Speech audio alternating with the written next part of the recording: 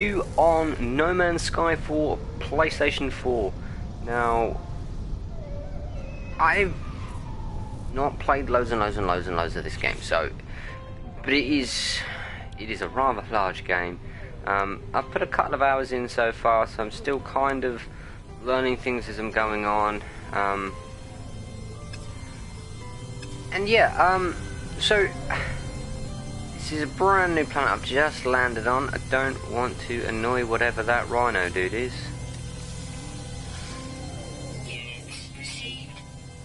Look at that. We got some credits for discovering rhino dude. And these little bubbies. But yeah, so storyline. There is one. It's not overly filling you with information on it. There's a couple of people who are saying like I can go and chase over a couple of people with this Atlas device thing. So the storyline is not. It's not a quick and easy game to sort of get in and work out what as such I'm doing, which is frustrating. I do like to see a game that sets itself up quite quickly, so you really know what's going on.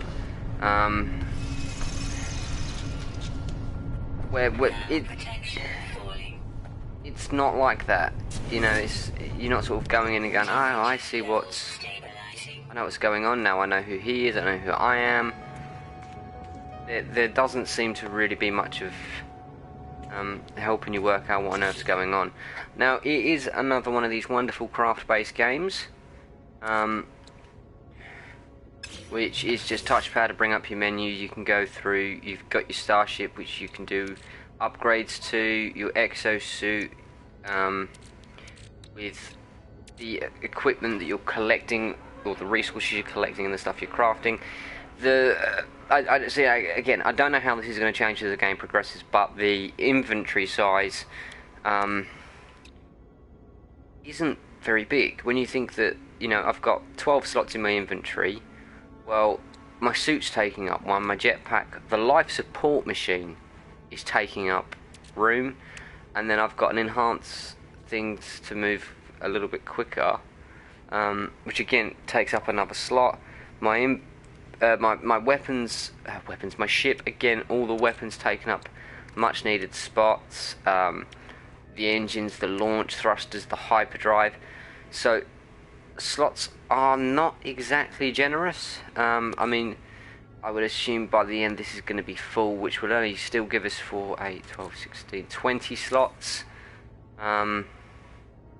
16 in our hands. So it's not actually given us all that much. Now the multi-tool, this is the weapon that we have, which has a mining beam. At the moment I've got a bolt caster as well, so I can shoot it. Now that has to be the bolt caster can be reloaded with the square button, but the mining beam, you have to go in, select what isotope to charge the weapon, and that's the same with like the life support machine, which when you're out and about and you're collecting resources, it's not a huge issue to, you know, to stop for a couple of seconds and go, okay, right,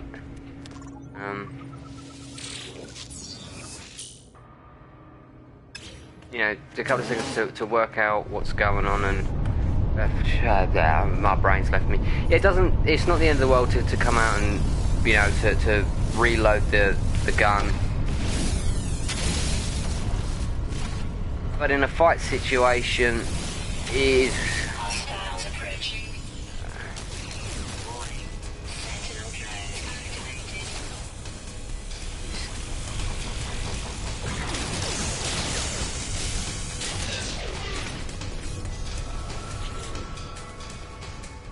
blueprint for a grenade.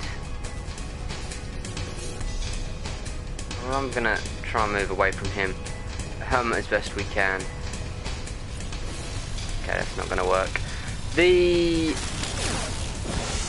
scenery is brilliant. I have to say, it does look cool.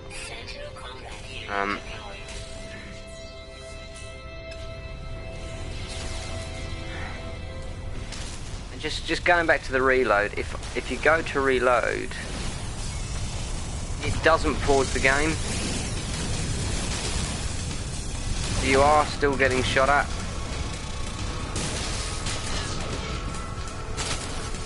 Where is he? There he is. So I think that, I mean, in general, I find the interface very frustrating.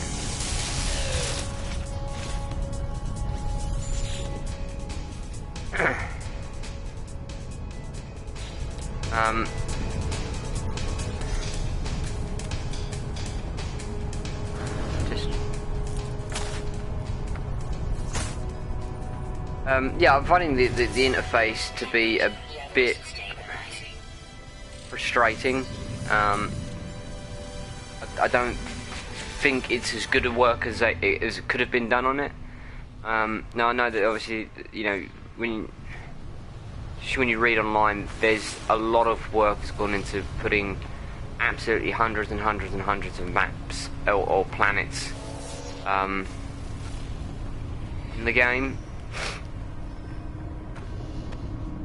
And, you know, that's like, okay, cool, you know.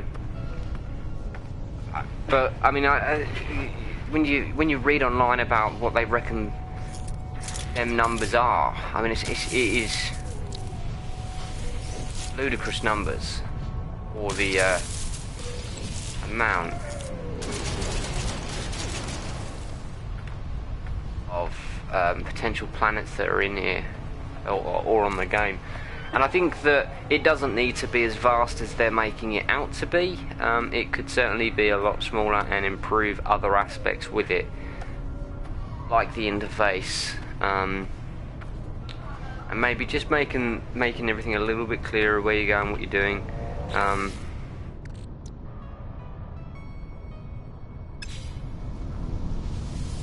So we'll get in the ship. We'll show you the ship. A lot of it is auto-piloted to a degree. I mean,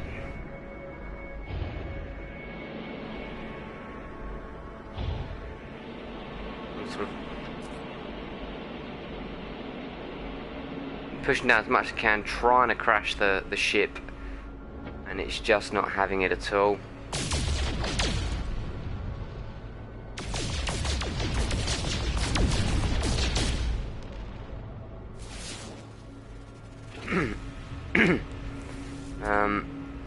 Just trying to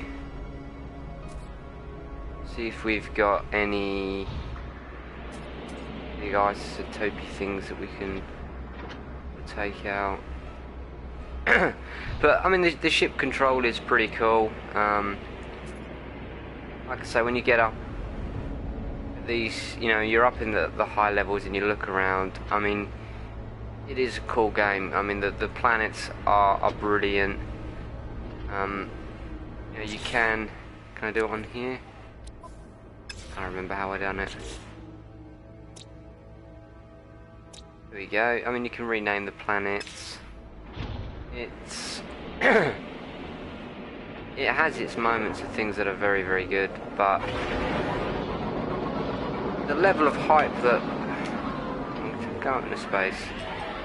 The level of hype that the game has been receiving, I honestly don't understand. I think that it is genuinely a good game.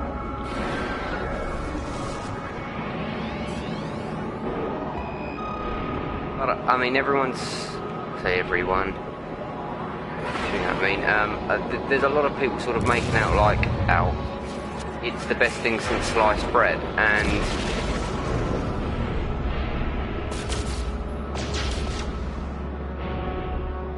I don't fully understand why it's getting this level of hype. But I say, I think it is a good game, but not to the level that everyone's making it out to be. So I think it's supposed to be heading towards.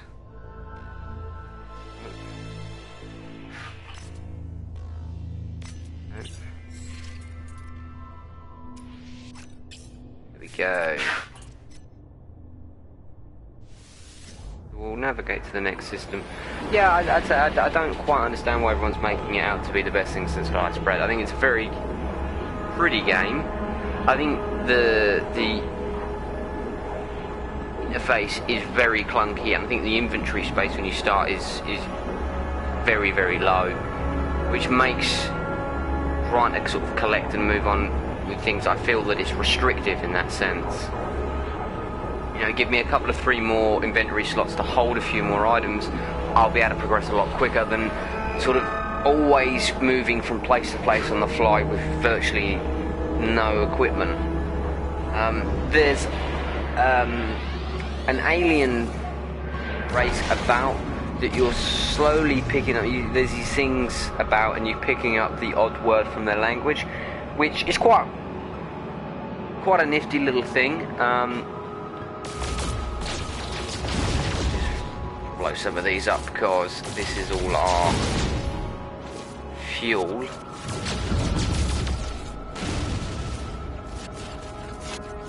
And sort of talking to an alien race. Navigational data received. Hello, where's the alien monolith? One of them last time gave me loads of well, I say loads, gave me 3 or 4 words from the alien's language. But that's quite a nifty little thing. When they're speaking to you, the words that you don't know the meaning for is just coming through as, I'd say gibberish, but it's coming through as their language, and you're slowly learning the odd word here and there, and trying to make a decision on how to react to that. It's quite an interesting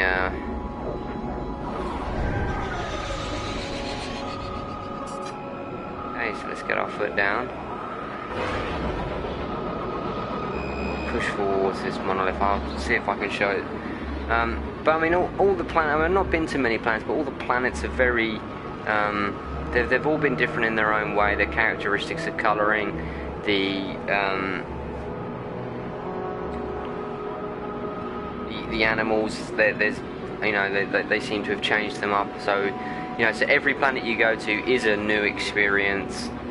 My biggest issue I have with it is predominantly the interface. Having to keep going back through the crafting menu to do what I feel should be relatively simple tasks like reloading a weapon or, you know, recharging the mining gun. You can't destroy everything. You can sit there and, you know, tunnel your way through the planet. That's not possible. You can destroy the well, at least it's not possible with a handgun. I'm not entirely sure with grenades.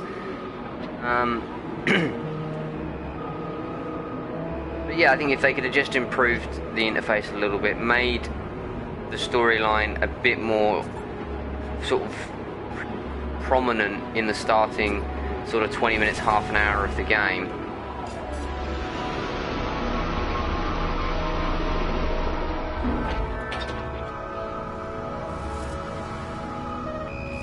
that would have been much better. So, I mean, you can see it's an IT planet, limited sentinels. The other 2 doodahs I didn't quite have a chance to read, so they could be absolutely anything. It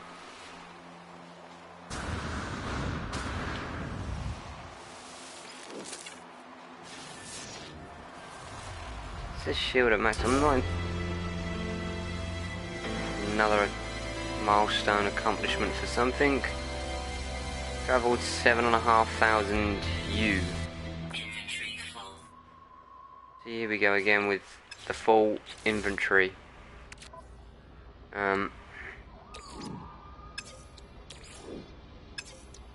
we're going to need to find some plutonium as well. Yeah, I think it's a good game. I think it has got a few buggy things with it. That being said, the bugs don't ruin the game. I wouldn't say that. I wouldn't say that I'm not enjoying the game because the interface is a bit clunky, or my we've got loads of titanium, or because of the clunking. See, I give up. They can just stay there. I don't care anymore. But I mean, you know, it's the problem with a very limited inventory.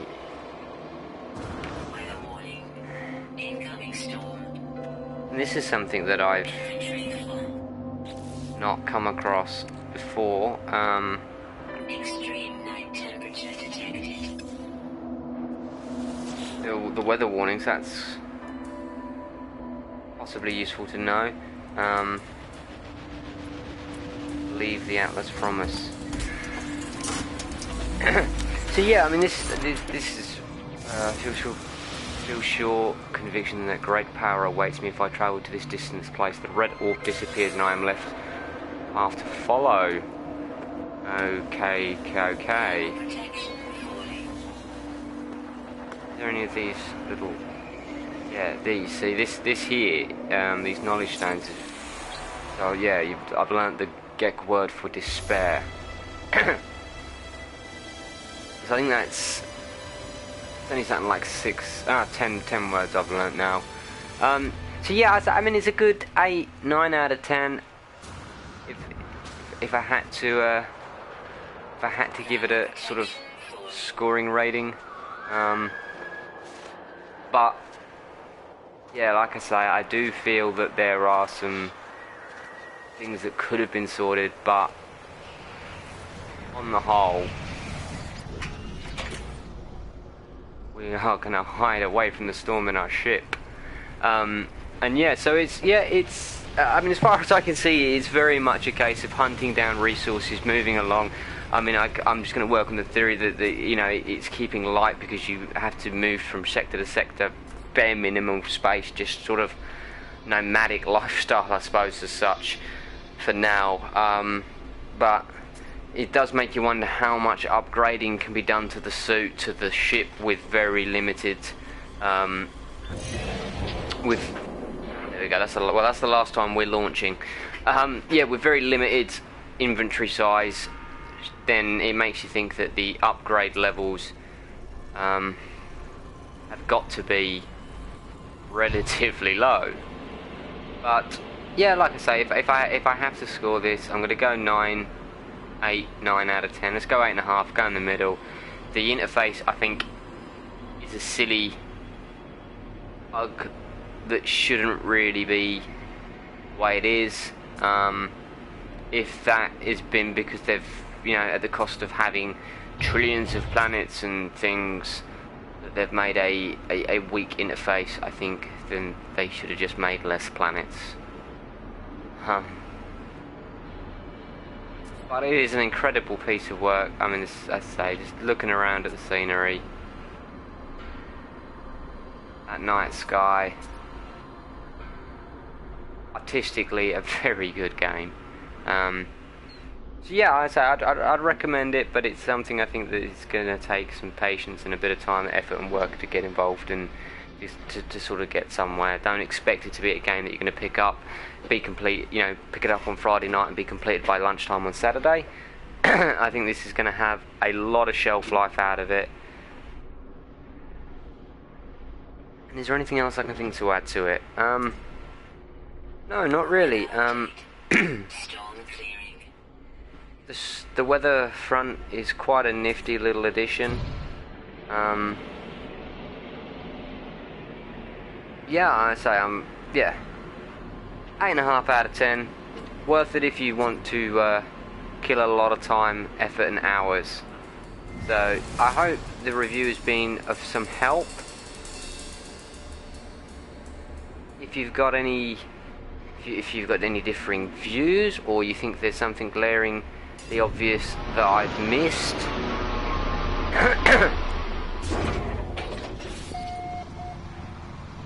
then do please drop me a comment and let us know. And yeah, as ever guys, thank you for watching. I hope this has been helpful. I hope just giving you an insight before you go out and spend your money. But yeah, as ever, follow us on Twitter at 1S Gaming and at 1S Gaming Extra, on Facebook at 1S Gaming Official, on Instagram at 1S Gaming, and online at www.1sgaming.co.uk. Cheers guys, till next time, take care, bye bye.